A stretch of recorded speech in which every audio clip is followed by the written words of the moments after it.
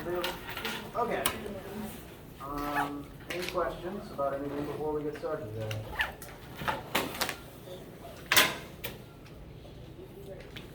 Alright. My primary plan is just to fully conclude Chapter 8 by looking over an angular momentum example or two. And with that, we'll be done with our rotational stuff, and that will be all the material that will be on test 2. Minor announcements. Today is Monday, November 22nd. I almost said December. This is the only time I'll see you guys this week. There's no more classes and no more lab until next Monday, the 29th. So do please have a great Thanksgiving break. The Chapter 8 homework is set to be due on the 29th, excuse me. You don't have to have it finished by tonight. I do generally recommend finishing it sooner over later, especially so you don't have to worry about it over break. But I'll leave it up to you guys how to best handle that with your own plans. The week we get back, the 29th through the 3rd, will be the week of test 2. Again, it'll be administered over WebAssign. You can take it whenever you want. And there won't be lab that week to give everyone a little extra time in the afternoons. We'll meet every day for lecture though. We'll probably spend those lecture days, 1, reviewing for the test, 2, reviewing for the exam, 3, I might spend some time going over some additional concepts because I find sound to be something that I like teaching and that didn't come up yet, and just might be good to talk about for a day or two if we have some extra time. So next week will be kind of eclectic in that regard. The main thing is that the test will be out of class so that you have as much time as you need to do it. Speaking of test 2, I have already put practice questions on Brightspace in the test 2 tab, and there's 2 versions of the document. One is a PDF and one is a Word file. You can choose which one you prefer. I'm not actually sure if WebAssign itself bothers differentiating. I might have to label them more specifically. I think the first one's the PDF version. I'll relabel them myself later. And so those are there for you to peruse and utilize once you're studying for the test. Again, the test will be very similar. It'll be shorter. I always make the guides harder and longer just so you get the practice in. And I'll upload an answer key for that in the near future. Today. I'll upload an answer key for that today is my plan. And like I said, I've gone over all this before, and I'll keep saying it until it stops being relevant. How are you guys feeling? Thumbs up for nice to see. Like I said, today I'm mainly just going to wrap up Chapter 8. Won't actually take long, and then I'll open the floor up to any questions from you guys. So, unless there's anything pressing on your minds right now, let's go ahead and move forward. Or I guess let's conclude Chapter 8 with at least one more sample of angular momentum. We introduced this principle last time. It is the angular counterpart to linear momentum. All the same logic applies, and we've performed the same rudimentary procedure to derive the formula for angular momentum. Instead of a rho, it uses an L. I really don't have any good reason as to why. Angular momentum is equal to moment of inertia times angular velocity, which is the direct counterpart to linear momentum equals mass times linear velocity. All the same principles apply, including the idea that in some sort of a collision or interaction, the total initial amount of momentum in a system is the same as the final amount of momentum in a system. This is responsible, actually, for, pardon me, excuse me, a couple of different phenomena that you may have noticed throughout your lives. I forget what I demonstrated to you last time. Because I showed a few different things to a few different groups of students. Did I show you guys, did I ask someone to hold the bike tire? Is that what happened? Or did I spin around in the chair? In the chair. Okay, chair. So, chair. What I did in the chair is technically an example of an angular collision, as weird as that sounds. You could call it more of an angular interaction, I guess. to put some math to it, I believe I showed this last time, but to describe the math of what goes on when you speed up or slow down while rotating. Once something is spinning, unless something else comes in to stop it or change that rate of spin, that object will have a certain fixed amount of angular momentum. This is true of bike tires, this is true of rolling chairs. So a person in a chair, or possibly a figure skater, will have a certain amount of angular momentum that will equal their moment of inertia times their angular velocity. And the weird thing about angular velocity is, unlike mass, it can kind of change partway through. So what I did last week was I changed the radius at which the mass was distributed by pulling in my limbs. That made me more dense. The mass was now tucked into my core. That changed my radius. That reduced my moment of inertia. But my angular velocity couldn't change because me in the chair, nothing outside of me was affecting me. So as I shrank, omega rose to make up the difference.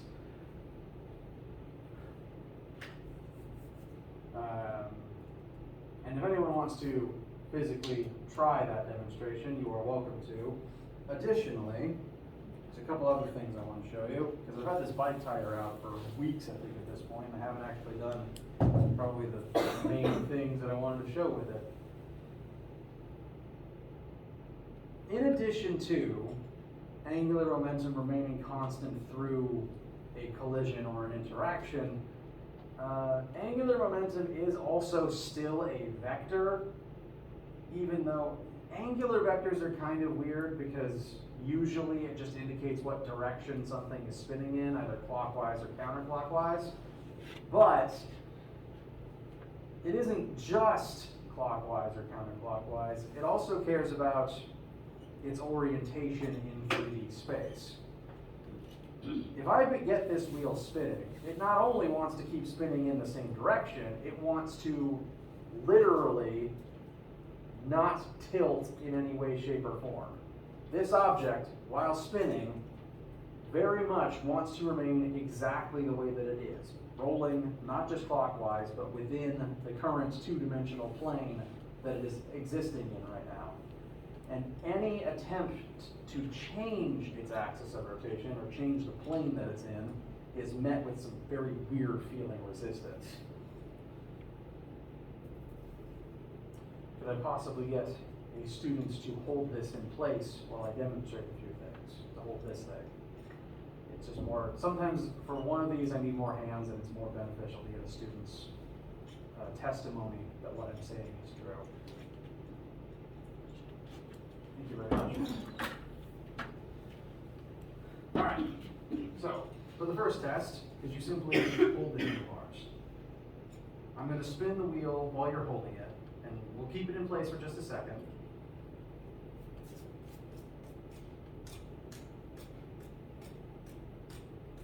All right, now before moving, how does that feel? All right, now do this.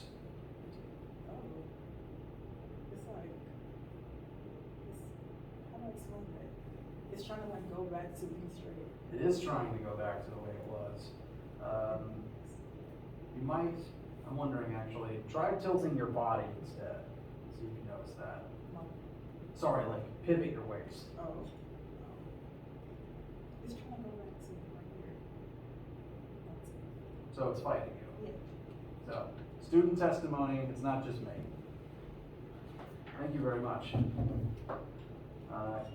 Could possibly get either your help or someone else's help to demonstrate a second thing.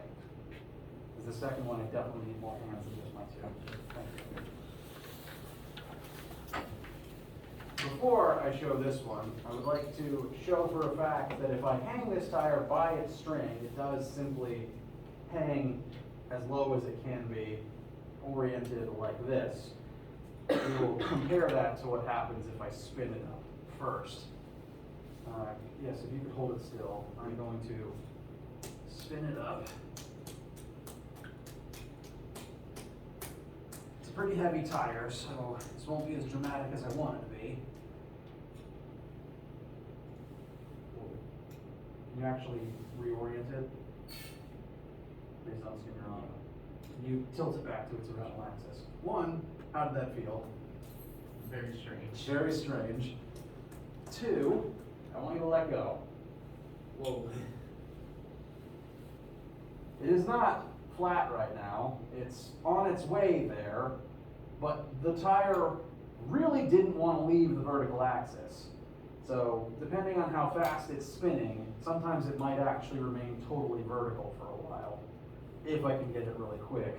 This particular tire is very heavy though, so you probably have to be moving at ludicrous speeds to keep it that way. But this is what keeps gyroscopes upright and anything that's gyroscopically stable, like a Segway. Thank you very much.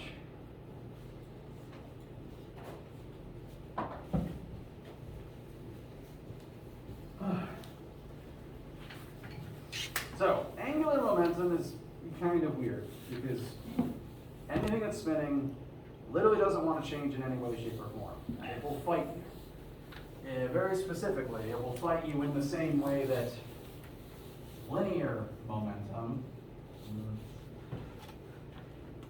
yes, impulse, that's the one.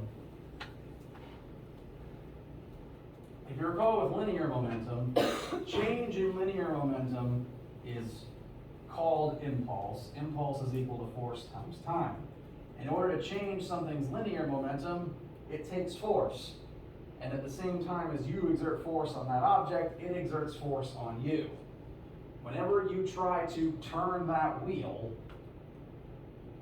either changing its axis or tilting your body or trying to let it drop while it's spinning, that is a change in its angular momentum, and so it will exert a force against you as you are attempting to change it.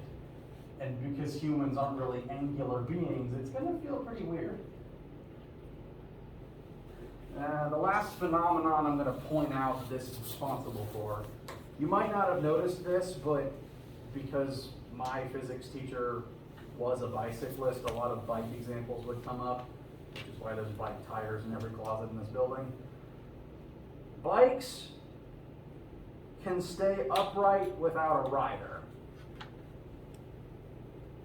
And for a while, physicists, even today, physicists don't have a great answer as to why, but angular momentum is the primary explanation we have right now. If you take a bicycle and just roll it forwards without a rider, as long as you line it up straight and the handlebar doesn't tilt, it can just keep going without anyone on it. It will stay upright and it won't immediately fall over. It has to specifically be moving though. If you just sit it still, it will immediately fall. But as long as it's moving, the angular momentum of its tires wants it to stay upright. And so it will until something physically forces it down, usually gravity or the handlebars tilting. So this is a less common phenomenon than some of the ones I've pointed out, but it manifests in some weird ways, frankly. And all the same logic from before applies, including how we handle collisions angularly, which is admittedly a weird statement. Angular collisions are very strange. In fact, half of them don't even really look like collisions. You could probably qualify me changing my moment of inertia in the chair as an angular collision if you wanted to. So I tend to think of them more as angular interactions between one or more objects that involve the consistency of momentum. And we're going to examine one of those cases real quick as our primary example for right now. We're going to begin with one gear that is spinning, and as it rotates, it will have some amount of angular momentum based on its moment of inertia and its starting angular velocity. But eventually, a second gear is going to be toothed into it. Gears work by their teeth meshing into each other and moving past each other. And after this collision, it's kind of a collision because we've got two objects now interacting in a meaningful way. After they've collided, they're sharing the angular momentum and moving together at a reduced angular velocity.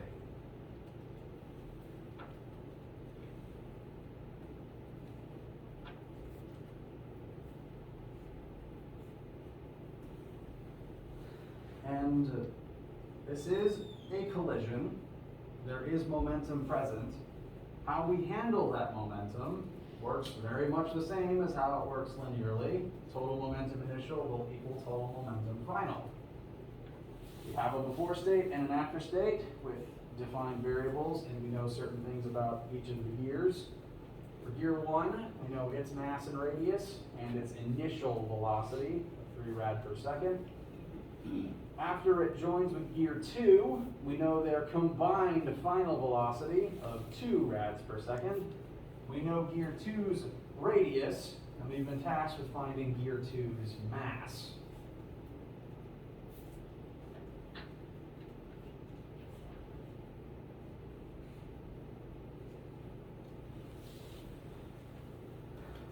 So, total angular momentum initial must equal total angular momentum final. Gear 1 had a certain amount that will eventually be shared between the two, like when any two cars, or in any other previous collision question, two objects collide, stick together, and then keep traveling at a reduced speed. So this is an inelastic angular collision. The only object present and moving in the before side is object 1. Its angular momentum will be equal to moment of inertia times angular velocity, similar to mass times regular velocity.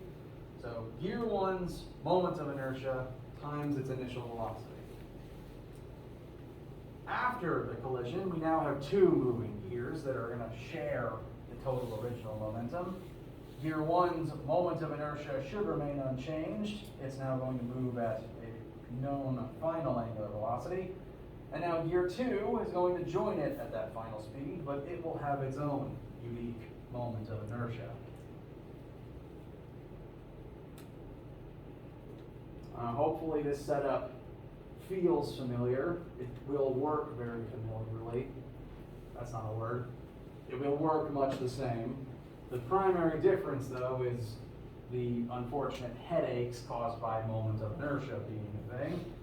We need to calculate the I for both individual gears, or at least find a formula for it.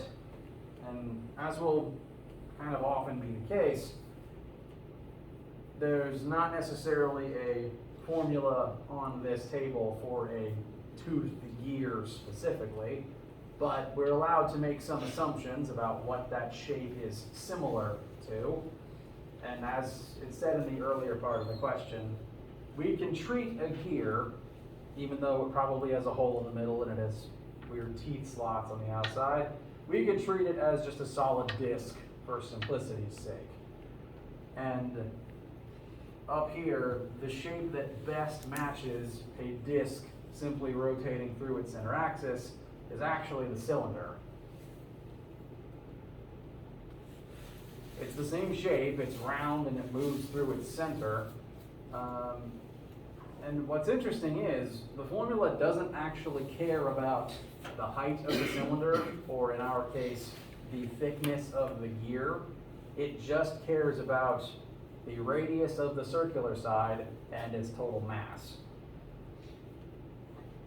So the fact that we are looking at a more narrow gear than a larger cylinder doesn't actually matter. We can use this formula and we'll be just fine. So we will assume that all of our gears are discs, and the moment of inertia formula for a flat disc that is solid all the way through is 1/2 times mass times radius squared. So that is what we will borrow. Why do I bring all my markers back over here if I'm not right?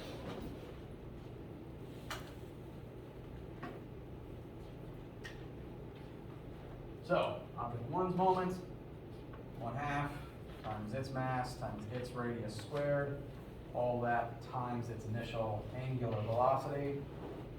That's equal to the same moment of inertia, because gear 1 is still present on the after side, 1/2 times m1 times r1 squared, but now times final velocity. And then we have gear 2's moment of inertia times final velocity. So that'll be 1/2 times gear 2's mass times gear 2's radius squared times omega final.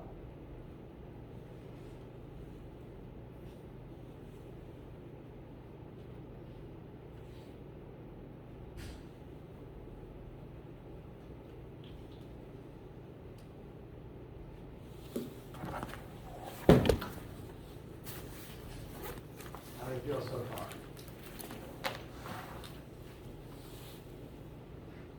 Alright. Now, when I'm dealing with moment of inertia, I tend to leave the formula as is, at least for a step or two, to see if anything can cancel out.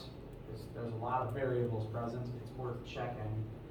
And in this particular case, the only thing that will cancel from the entire equation is actually the 1/2 on the front. Because all three of these terms are being multiplied by a 1/2. So if we were to divide the whole equation by 1/2, we could cancel that part out.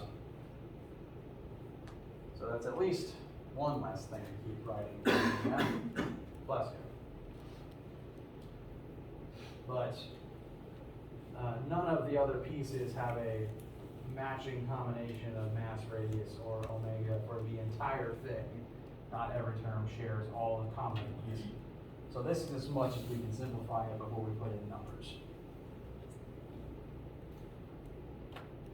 But we know we know gear 1's mass and radius, we know its starting velocity, we know its ending velocity, and we know gear 2's radius. So the only unknown left is gear 2's mass.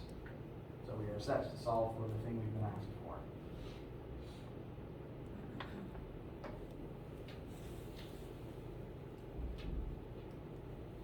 I'm going to calculate this as we go, because let me know what your answers come out as. Let's see. Mass 1 is 3.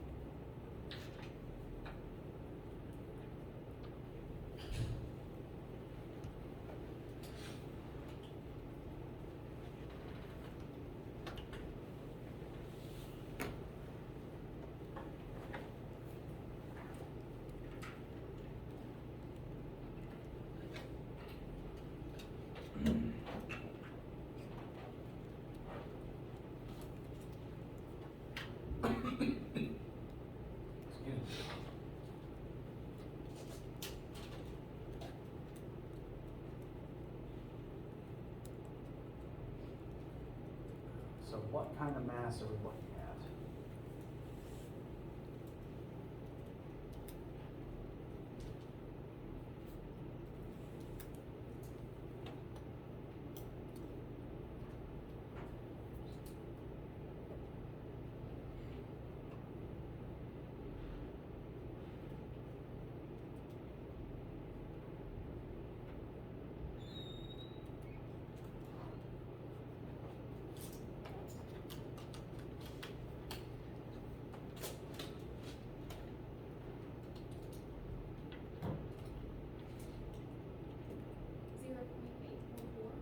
All right, does anyone disagree?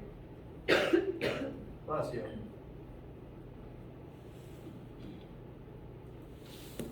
All right. Since we use kilograms all throughout the question, our answer will come out as kilograms. This is our correct answer. And it's interesting to note, bless you, that while gear 2 is wider, it appears to have less mass. So it could be like a physically thinner slice of metal. It could also be made of a less dense metal. So interesting thing to note, but mathematically correct. How does this feel?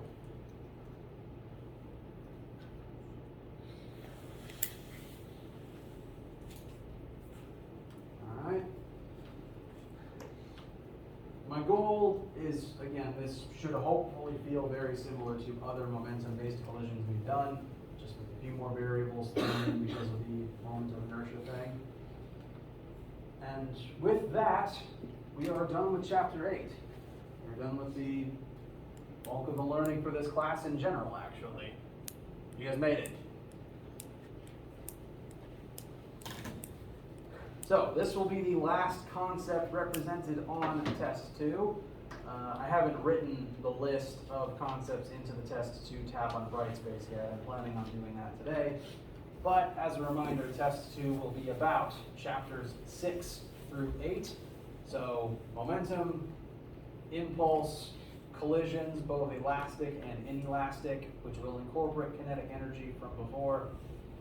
And then rotational stuff. All the concepts currently listed in this chart over here. Centrifugal acceleration is in a weird middle camp at the bottom because it's not really a counterpart, it's a weird in-between state. So, chapter 6, and then these. How do we feel?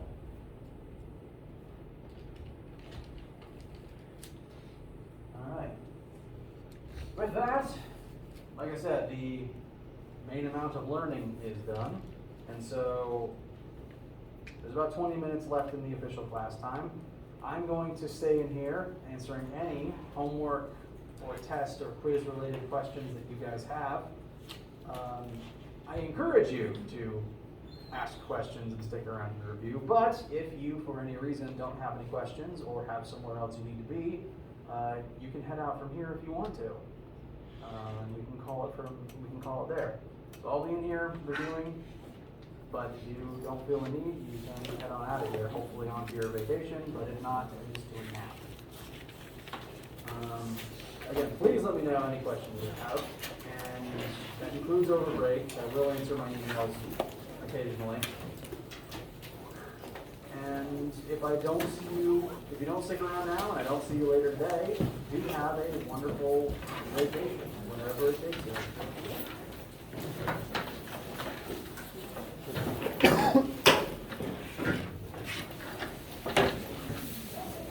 To the test after break, we can take that